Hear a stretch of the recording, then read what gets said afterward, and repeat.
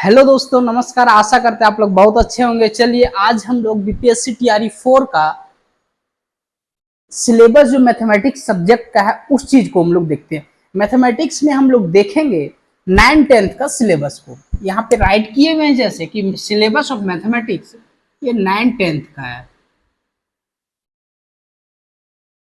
ये 9th-10th का syllabus है। इसमें हम लोग को आप लोग को पिछला वाला वीडियो में बताए हुए थे कि टोटल कितने मार्क्स का आएगा। तो टोटल 150 क्वेश्चंस रहेगा जो कि हम पिछला वीडियो में बताए थे। उसमें से आपका 30 क्वेश्चंस क्वालिफाइंग मार्क्स का रहेगा। ये क्वालिफाइंग मार्क्स का रहेगा और ये जो 120 क्वेश्चंस है ये आपका मेरिट इसी से बनेगा। तो ये 120 क्वेश्चंस दो पार्ट में बटा रहता है। एक पार्ट रहता है 40 क्वेश्चंस एक में रहता है जो कि जीएस पोर्शन ये रहता है। इसमें जीएस पोर्शन रहता है। इसमें 10 क्वेश्चंस मैथमेटिक्स के रहते हैं ये वाला जीएस पोर्शन में। और ये जो 80 क्वेश्चंस है ये 80 क्वेश्चंस का जो सिलेबस है वो ये सारा का सारा सिलेबस है। तो आप लोग समझ गए होंगे कैसे कैसे डिवाइड किया है। 150 क्वेश्चंस दो पार्ट में बटा रहता है। 30 क्वेश्चंस प्लस 120 क्वेश्चंस। 30 क्वेश्चंस जो रहता है वो क्वालिफाइंग मार्क्स का रहता है। ये बताए हुए हैं। ये दो पेपर होता है आपका हिंदी इंग्लिश, है ना। और इसमें 120 जो क्वेश्चंस होता है उसमें मेरिट बनता है हम लोगों का। और 120 क्वेश्चंस जो होता है उसको भी दो पार्ट में डिवाइड किया हुआ रहता है। ये पहला 40 मार्क्स का रहेगा जो 40 क्वेश्चंस रहेगा जो जीएस पोर्शन रहता है। और फिर दूसरा जो होता है वो 80 क्वेश्चंस होता है। तो 80 क्वेश्चंस का जो सिलेबस है वो ये वाला सिलेबस है। 40 क्वेश्चंस वाला जो 40 क्वेश्चंस का जो सिलेबस है वो हम नेक्स्ट वीडियो में बता देंगे कि 40 क्वेश्चंस का सिलेबस क्या क्या होता है, जीएस में क्या क्या सिलेबस होगा। चलिए हम लोग इसमें देखते हैं 80 मार्क्स का जो क्वेश्चन है उसका ये सिलेबस है। तो यहाँ पे हम लोग देखते हैं ये फर्स्ट जो चैप्टर है वो नंबर सिस्टम, संख्या पद्धति इसको हम लोग हिंदी में बोलते हैं, नंबर सिस्टम।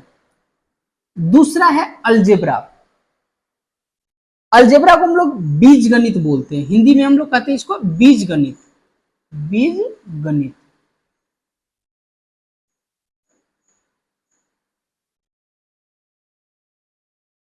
थर्ड है लाइन्स एंड एंगल, है ना। लाइन्स एंड एंगल को हम लोग हिंदी में कहेंगे रेखा और कोण, है ना। फोर्थ चैप्टर जो है वो ट्रायंगल है जिसको हम लोग त्रिभुज बोलते हैं। ठीक है, त्रिभुज एक चैप्टर ये अकेला है जिसमें से आपका 4 से 5 क्वेश्चंस रहता है। नेक्स्ट है सर्कल्स। सर्कल को हम लोग हिंदी में वृत्त बोलते हैं, है ना। इसको हम लोग त्रिभुज बोलते हैं। नेक्स्ट है ज्योमेट्रिक कंस्ट्रक्शन। कंस्ट्रक्शन से भी 1-2 क्वेश्चंस रहता है आपका, तो ये भी बहुत जरूरी है। नहीं तो 1-2 क्वेश्चंस ये आसान रहता है और अगर आप थोड़ा सा पढ़ लेते हैं तो ये इसके अंदर जो क्वेश्चंस आता है ज्योमेट्रिक कंस्ट्रक्शन से वो पकड़ा जाएगा आपका। नेक्स्ट है मेंसुरेशन 2D से। 2D होता है और एक 3D होता है। तो मेंसुरेशन 2D से भी आता है और मेंसुरेशन 3D से भी आता है। ये ज्योमेट्री पोर्शन से भी आता है। ट्रिगोनोमेट्री रहेगा आपका, प्रोबेबिलिटी रहेगा और स्टेटिस्टिक्स रहेगा। नंबर ऑफ क्वेश्चंस जो रहता है वो लगभग सेम रहता है, इसमें सबसे कम रहेगा। ये जो चैप्टर है ज्योमेट्रिक कंस्ट्रक्शन, ये चैप्टर से बहुत कम क्वेश्चंस रहता है। एक रहता है मैक्सिमम, 1 या 2।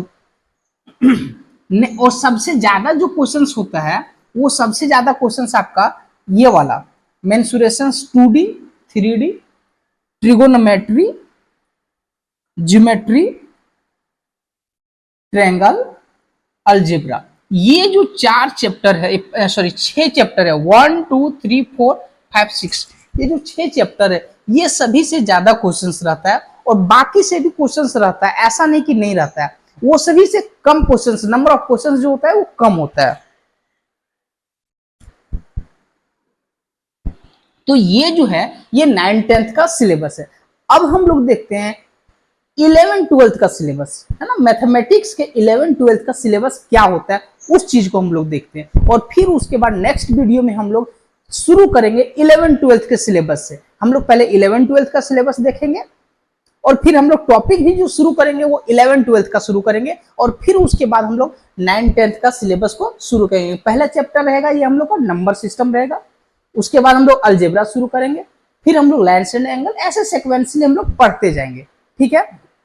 और चलिए इसके बाद हम लोग 11-12 के सिलेबस को देखते हैं, जिसको नोट करना है वो नोट कर सकते हैं। ये नंबर ऑफ क्वेश्चंस ये सब चैप्टर से ज्यादा आएगा।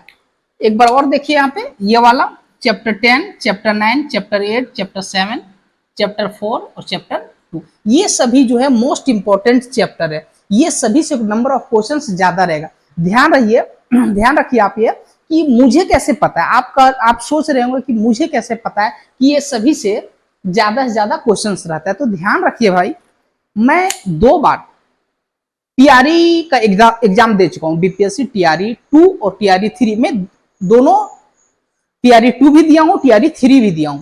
टीआरई 2 में किसी कारणवश बस एक नंबर, समझिए एक नंबर से हम छूट गया वो मेरा, लेकिन टीआरई 3 नहीं छूटा।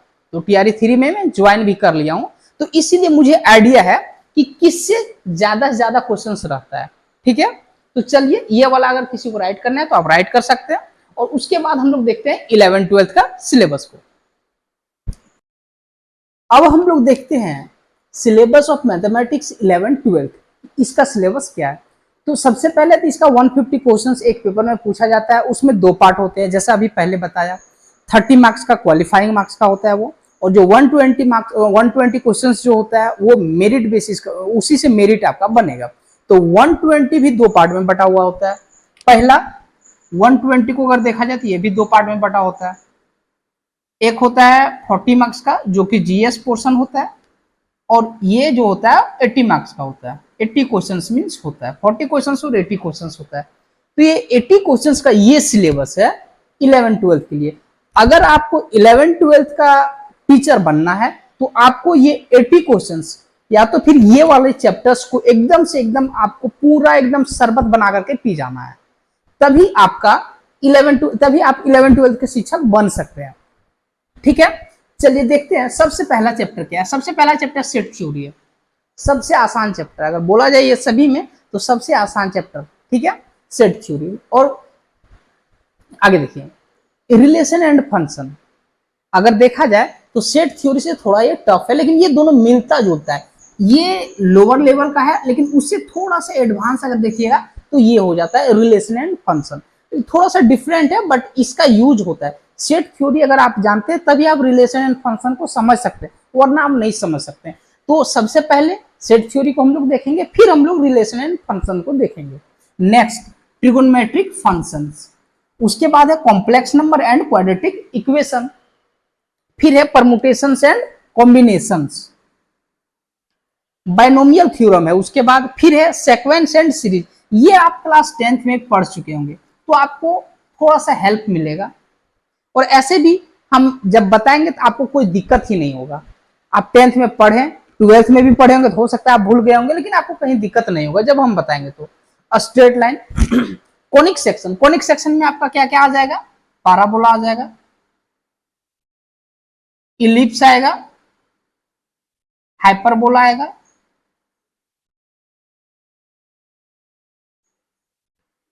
पैराबोला, इलिप्स, हाइपरबोला, और एक सर्कल भी आता है।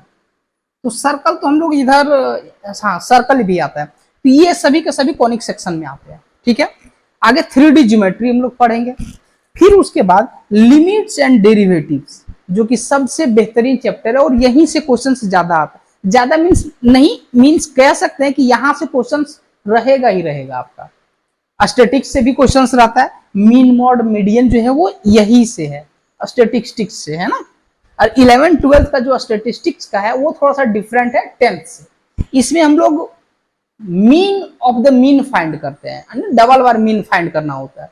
नेक्स्ट है inverse trigonometric function, matrix determinant. ये जो चैप्टर है सेट थ्योरी, ये क्लास 11th का है, लेकिन ये वाला जो है ये 12th क्लास का है।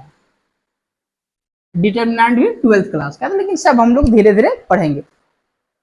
कंटिन्यूटी एंड डिफरेंशियबिलिटी, अगर थोड़ा सा माना जाए बेहतरीन चैप्टर तो ये मजा आएगा पढ़ने में, डिफरेंशियबिलिटी और कंटिन्यूटी।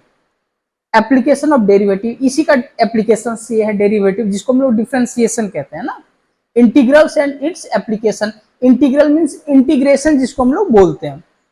डिफरेंशियल इक्वेशन हो गया, वेक्टर अलजेब्रा हो गया, लीनियर प्रोग्रामिंग हो गया, और लास्ट में है प्रोबेबिलिटी। तो हम लोग यहाँ पे जो लिखवाए हैं, ये जो चैप्टर का नेम जो लिखवाए हैं, इसी के अकॉर्डिंग सारा का सारा हम लोग पढ़ेंगे।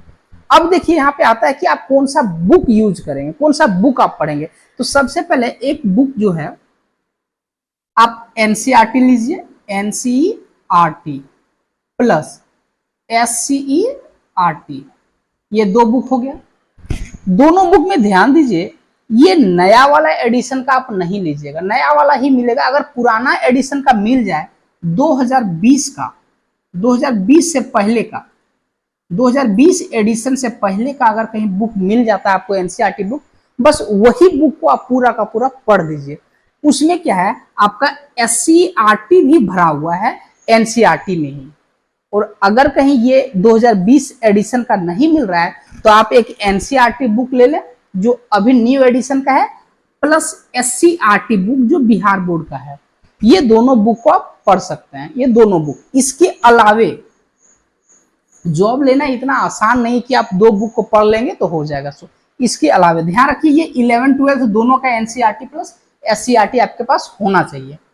11 और 12 दोनों बुक होना चाहिए। साथ ही साथ आपको कुछ ऑब्जेक्टिव क्वेश्चंस भी बनाना पड़ेगा। तो वो ऑब्जेक्टिव क्वेश्चंस के लिए जो बुक प्रीफर कर रहे हैं वो आपको एरिहंत हम कहेंगे।